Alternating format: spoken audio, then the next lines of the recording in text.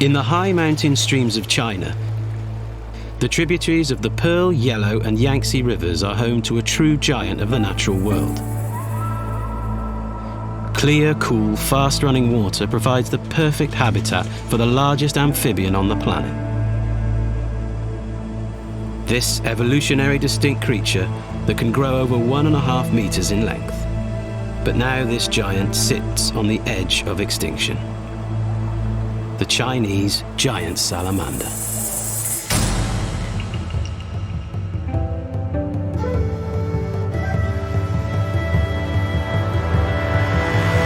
Amphibians. Maybe not the most glamorous creatures on our planet, often overlooked in favor of animals with large teeth or sharp claws. They watch the dinosaurs come and go, but 1/3 of amphibians are themselves now threatened with extinction. But luckily, amphibians have passionate and determined allies. At ZSL London Zoo, herpetologist Ben Tapley is preparing for an expedition to southwest China. The trip is part of a 3-year project for the sustainable future for the Chinese giant salamander, one of the critically endangered species listed under the ZSL EDGE programme. Yeah, I'm really excited about going because we'll actually get to hopefully get our hands on kind of the biggest amphibian in the world, a critically endangered species. I think it's number 2 on our EDGE amphibian species list, so it's evolutionary distinct, globally endangered. It's just who wouldn't want to work with such a charismatic amphibian as that? It's a chance in a lifetime. It's going to be really great just to be involved. You can work with all the animals you like in captivity, but it's not until you go and see them in their natural habitat that you've got some idea of how to keep them. You get new insights on their biology. It's key. Yeah, even if we don't see any salamanders. No. Yeah. Let's hope we find some. Yeah. Well, we better get off to the airport. Yeah. Don't want to miss the flight. Brilliant.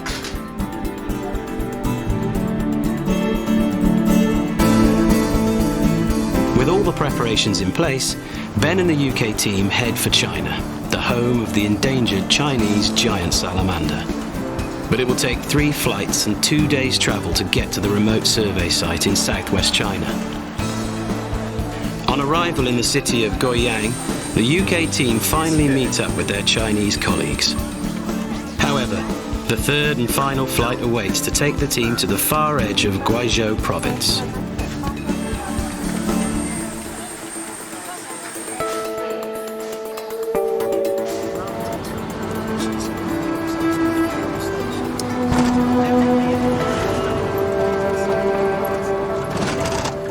Exhausted, they finally arrive at the edge of Fanjinshan Nature Reserve, where they will spend the next 14 days. At the park headquarters, they will hold the vital 2-day workshop. Here they will outline the action plan required to save this incredible creature. Training the Chinese colleagues will be vital to the success of the trip, project, and future of the Chinese giant salamander in the wild. Should everything go to plan, the project has the potential to be the largest survey of any critically endangered species in the world, and almost certainly the largest in Chinese conservation history.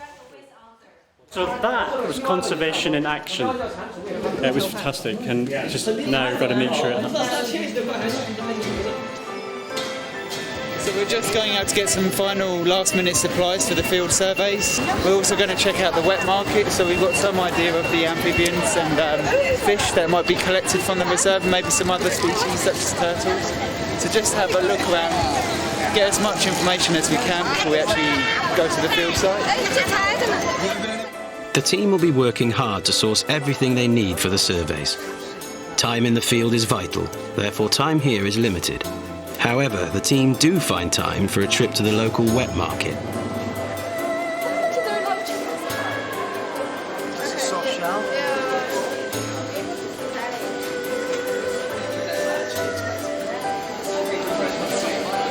What's that, Ben? You get a hell of a lot of just the It's a bullfrog. It's an Asian bullfrog. It's an Asian That's not an American bullfrog. I'm pretty sure. Actually, I have to say that I thought there'd be more species for sale in the market, but I think we just got here late in the day as well. Oh, it's interesting. Oh, Did you misidentify a frog? No, Come on. of course not. So you got to confess now. yeah, I screwed it up. It is my first day after all. The meat smell from the market made me feel a bit faint. Blood going through my head. I just didn't.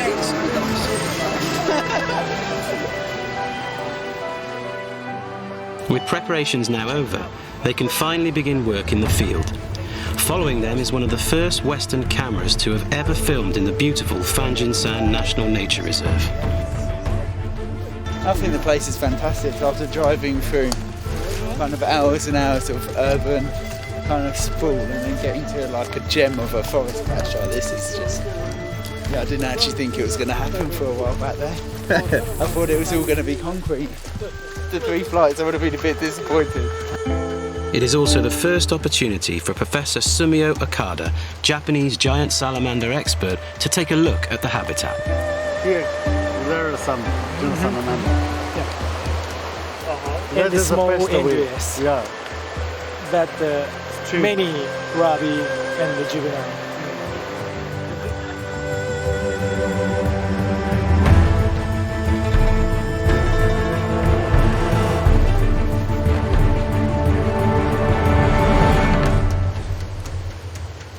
The giant salamander spends almost all of its life underwater, so the best way to survey their aquatic habitat is by getting in.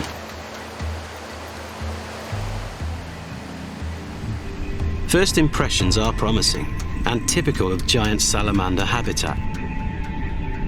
Rocky, fast-flowing clear water.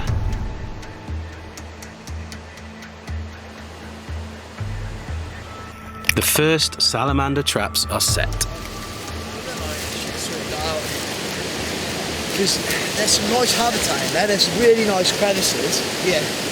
There's a few big ones, but not massive ones.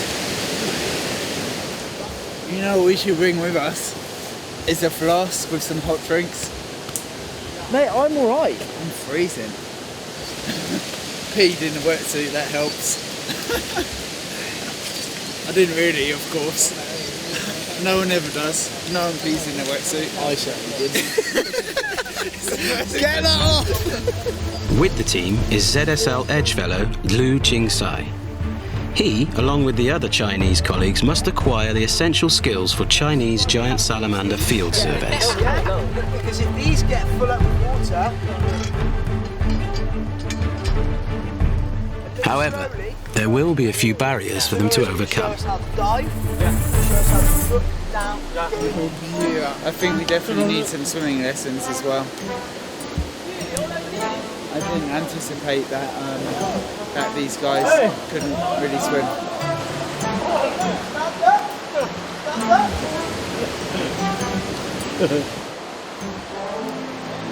Save it, Jay. Understanding habitat parameters such as temperature, depth and nitrate levels will be vital to the project, so the team must be taught how to record this important data.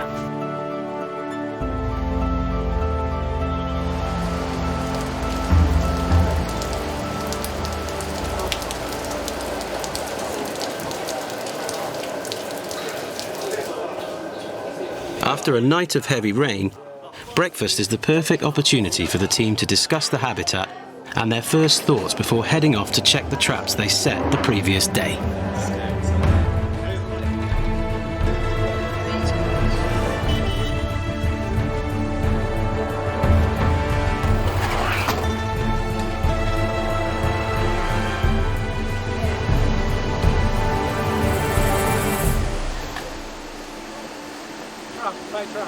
But there are no salamander to be found in the traps, only freshwater crabs and tadpole larvae. However, it provides hope, as these are evidence of typical giant salamander prey.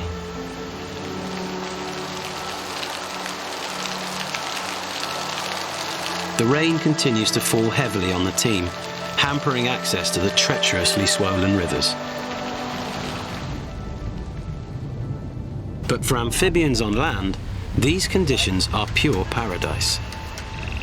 And for herpetologists too. A construction site, the unlikeliest location. The team find them in huge numbers. various species native to this region of China have colonized this temporary habitat.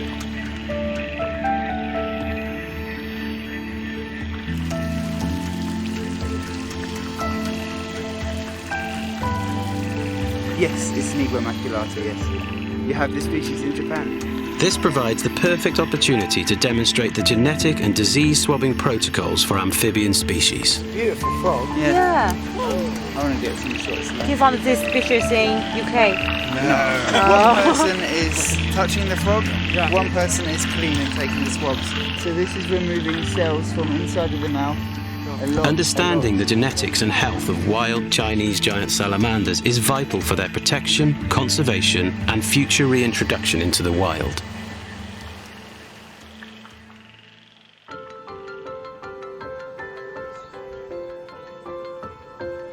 The following day, it seems that luck may have changed for the survey team.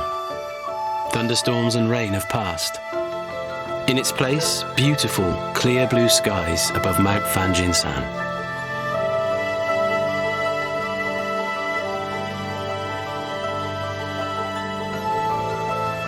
At the top, a magnificent Buddhist temple.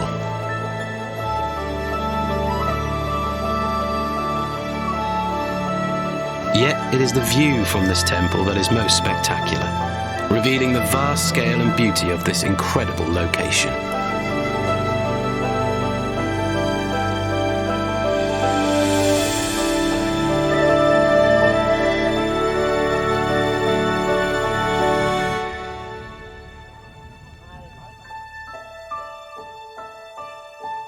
In its many streams and rivers, there is certainly hope of finding the Chinese giant salamander. With clear blue skies come falling river depths, making life easier for the team. Shallower depths mean less water to search, driving salamanders into caves and cavities beneath the water's surface.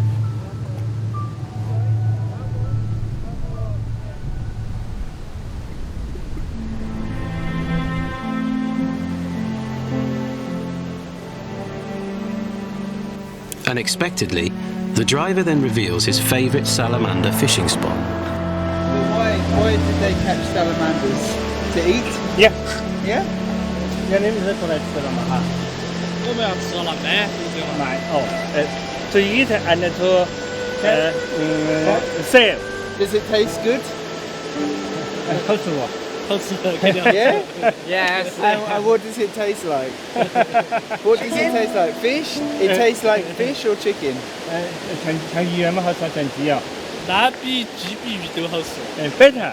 It's better than chicken. Yeah. Yeah? 你没吃呢？ Okay, well, please say thank you for showing us his fishing spot. The driver's tip pays off. It is the perfect habitat for Chinese giant salamanders. So promising that the team lay all their remaining traps in this beautiful location.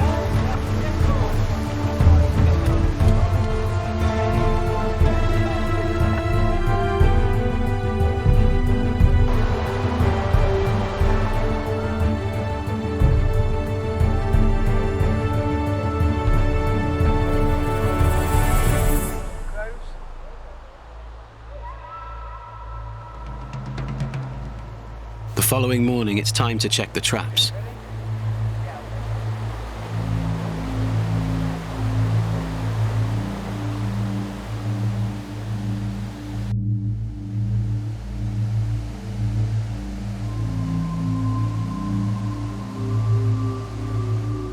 The first 3 traps are empty.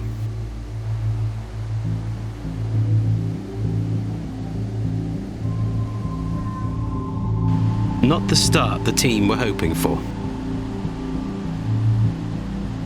Yet the team hold hope for the site revealed by the driver. What are they? What species do you think? I think they're the par. We're not 100% sure.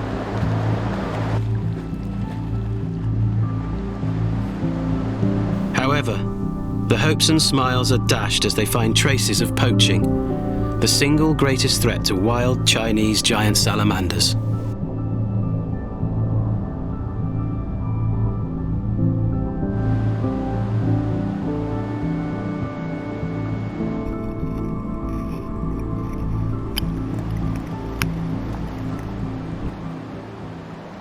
basically these are lines of hooks attached to a float, and they just lay these out along a suitable site. There's normally about 6 hooks on the end. The salamander, they're baited, the salamander takes the bait and twists around. When the hook goes in its mouth, the hooks go in the rest of the body and it's just secured. And they can see that they've got a salamander when the float's gone. So it's a pretty nasty method to catch the salamanders really, but these are everywhere. And that's quite a new one. I think, you know, it hasn't got a lot of rust on it, because you know, that's still quite clean, so it's probably just a few months old. So they're still fishing, still trying to catch the salamanders. The locals have access to the nature reserve, so no one can really control the poaching that goes on within the national park. So this really just illustrates that time's running out for the giant salamander, even in a kind of beautiful habitat such as this. We've got, you know, Sumio here from Japan, who's been surveying salamanders, giant salamanders, for years and years. He said that this habitat is fantastic, it's better than the habitat in Japan, so we should be seeing salamanders. But now we've been out through several different stream systems, we've been trapping, we've seen nothing. It just indicates that, you know, time is really running out and they really are on the edge. We're not going to give up, we've still got 3 days, so we're just going to be working our backsides off, getting into the rivers, just looking to see if we can find any salamanders at all. So now we're just going to check out our final site. It's our last chance of finding giant salamanders in the wild. So we're going to head up this river, at least 1 kilometre tonight. We're going to start turning rocks, just see what we can find. So hopefully this is kind of away from the road, away from hunting pressures, so we've got as good a chance as any of finding a giant salamander. The team worked tirelessly, turning rock after rock and diving into deep pools. Darkness is the team's ally, as night is the best time to survey for amphibians. Yeah, lots of deep pools. And we moved away from the path as well, which helped. Using torches is not long before the team begin to find interesting species. Oh, yes, yes. Don't scare me. Oh, yeah, I have one a minute. This is the one I really wanted to see. Oh, wow, it's beautiful. Oh, I'd be fishing right now, mate. The team continue to find wonderful native amphibians.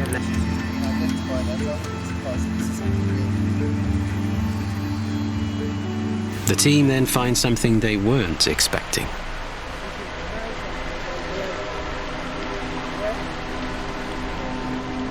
Oh, it's a dead body. Dead body. What? That smell? Oh, dead body. Maybe yeah. It's a finger. Ah. People? Yeah. Somebody died. Where's the hand? A person? Let's it out. Let's see if I think we should. should. Let's see if it is. Yeah. We've got to do the right thing. Someone's died. Yeah, we can report it. We can't leave it there. But let's net the hand out. Yeah, I think we should. Let's do it. See what it is.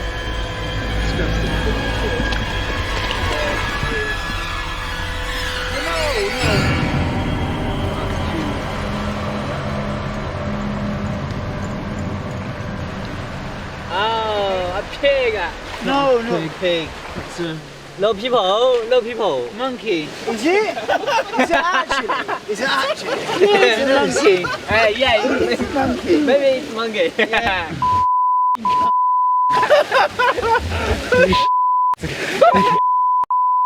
That's right.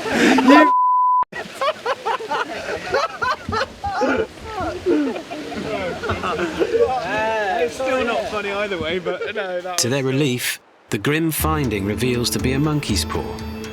Tension released, the team press on. Then, finally, they find a species of salamander. First salamander of the trip. Paramassa triton. Possibly a new species being described at the moment. So we're lucky to see this one. And we found 2. So this will be good for ID so we can photograph this to develop a key to find out exactly how to identify a giant salamander, because these guys get confused with Andreas. So this one, as you can see, has got a really bumpy skin and almost like a triangular head and much bigger eyes. That is amazing. It's absolutely stunning. Yeah, many fish, many tadpoles, crab, newt, next giant salamander. But that was to be the last salamander they were to find in the wild. Maybe, I might be wrong. I'm sorry, finished. No, Andreas. No, that's not your fault. We've all looked hard and we just. No, I think it's just the population is just so low density. If there is any population here, nothing we can do about that. Gutted. No, mate. Sleep well. With their time in China almost up, the team still need to find a Chinese giant salamander. To do this, they must visit one of the many giant salamander farms found around the edge of this national park.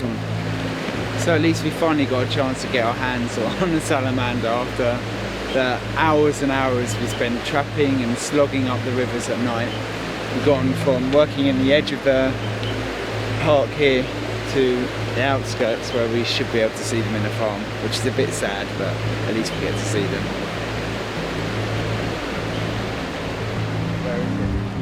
Farming of salamanders is one of the biggest threats to the salamanders here, and it's quite alarming how you can just see the money involved, and it's probably why we're not seeing salamanders in the wild. They're probably being collected for the farming industry.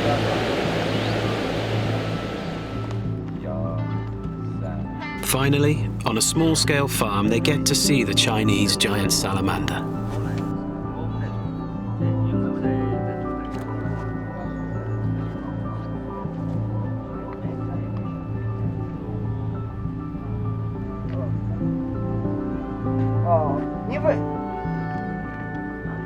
It provides the opportunity to complete the training by demonstrating how to record measurements of individual salamanders and how to swab for disease and genetic samples.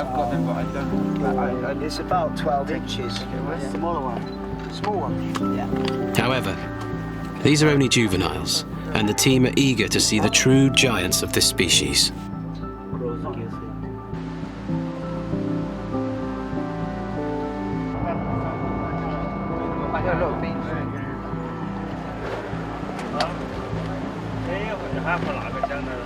They travel on to a second, larger farm, where they find examples of true giant Chinese salamanders. Also, farming on a larger scale.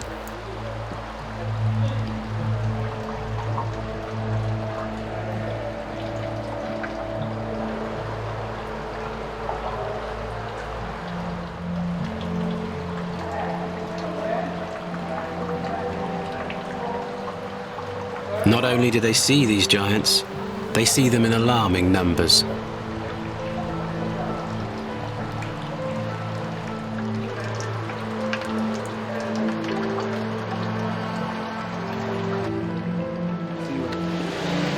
It's fantastic. They're such amazing animals, but it's just quite sad that they're just in a huge, huge farm like this. But yeah, it's amazing. What a prehistoric looking animal. Incredible.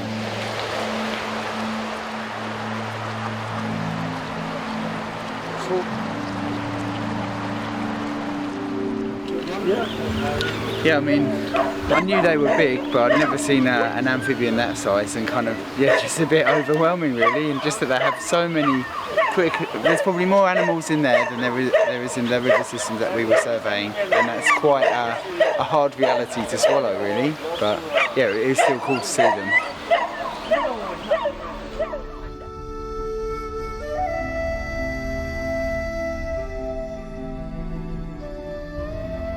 Time for now is over for the team here in China. Despite not seeing the Chinese giant salamander in the wild, the trip was a success. The aim is to save this unique and incredible species. For that, you need people. And what the team leave behind is the new front line in Chinese giant salamander conservation. With their passion and determination, there is hope that we can save these giants on the edge of extinction.